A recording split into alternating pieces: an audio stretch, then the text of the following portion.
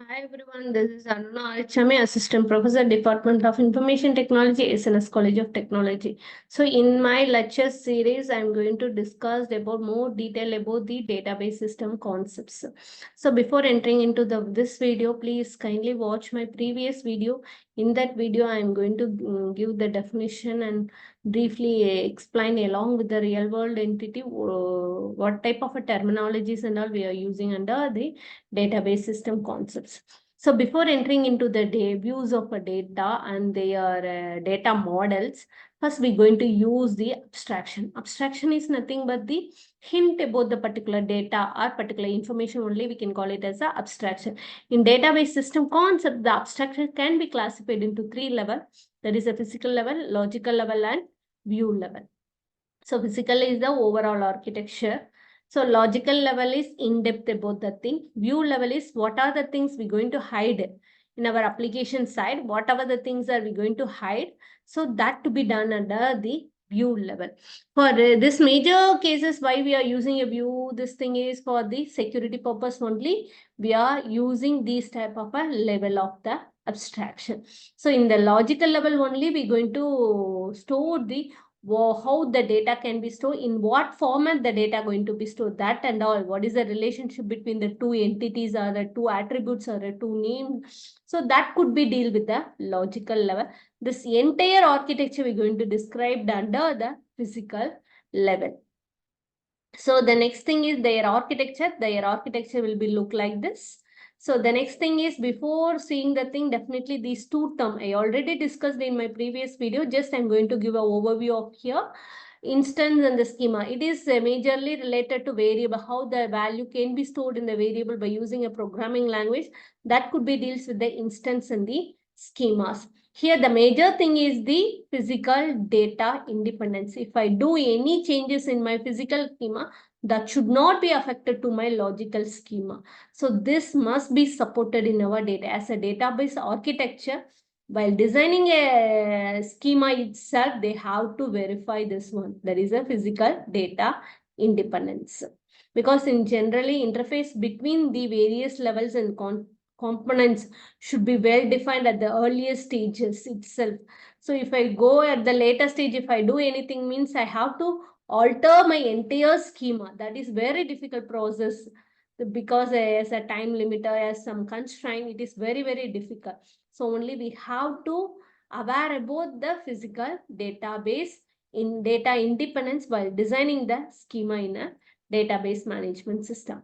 So the next thing is a data model. What do you mean by data model? I'm having a data, I'm having a information, how I can store. What is the graphical representation of storing the data?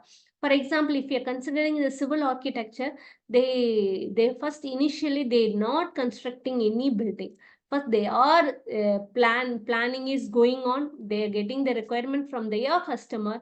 After that, in that based on the requirement, they're going to sketch the graphical representation.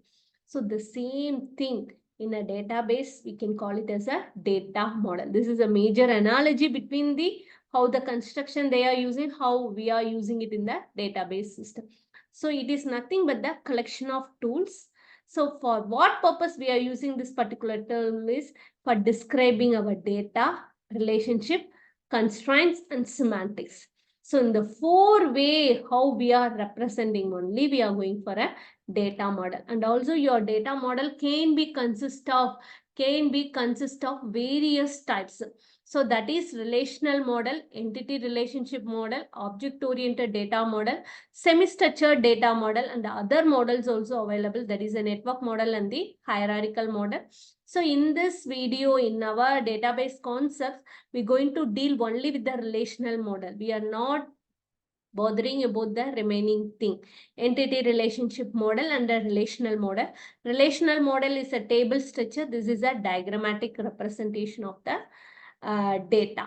So this more other thing is the older model. It can be used in the networking side, because the network also we're going to store some data while transmitting the data between the one system to the another system. In all cases, they are using a network model and the hierarchical model. If I go for a web-based application or a mobile-based application, so that in that cases I can go for a extended markup language to store my data in the database, or otherwise I can go for a object oriented or a object relational model.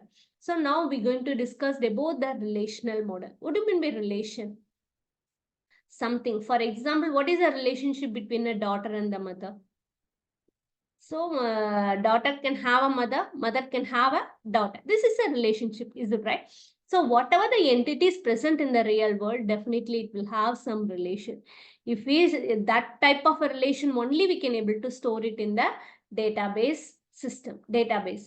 Otherwise, we can't able to store. In my first video itself, I have explained how the data can be stored over there. Is it right? So, the relational model is nothing but the our data, real world data, how we can able to store it in the various tables.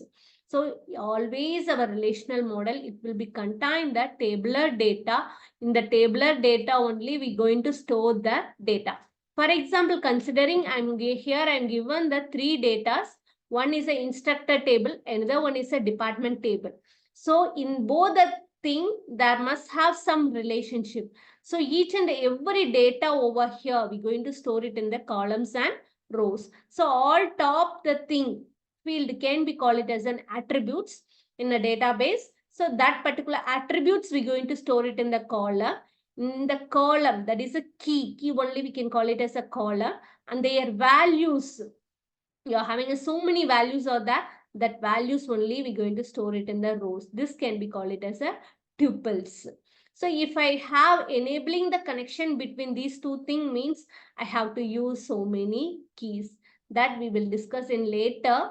What is how we can establish the connection between these two things. So these are the major thing can be used in our relational model, because all our data, because why we are using it in the tabular data means if I want to access the ID triple two double two, so I can say if I given the select condition and with the where condition, if I give ID equal to this thing means it will display to means the name of the person is Einstein.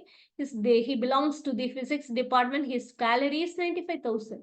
Is it right? If I do, I have to check what is the salary between these two things. That is also I can able to use any structured query language to retrieve the data from the tables. So these are the things can be used in the relational model. So in the ER model, we're going to deal in the next upcoming topic. I'm going to explain what is the entity relationship model, how we can draw a diagram and all. So that's all about the relational model and the various data types of a model. And also if I want to see more thing about the thing is, you can see this particular book, that is Abraham's Gilbert Sketch Database System Concept. Here they can given the detailed thing. Entire thing will be covered over here. Thank you for watching my video.